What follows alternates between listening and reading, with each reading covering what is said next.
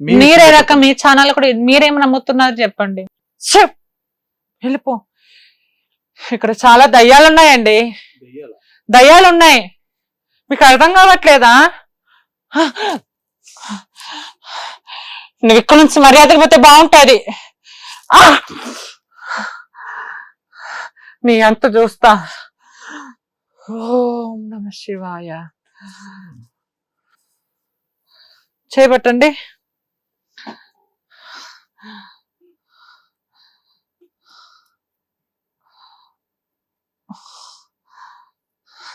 తొందరగా విభూతి పూసుకోండి.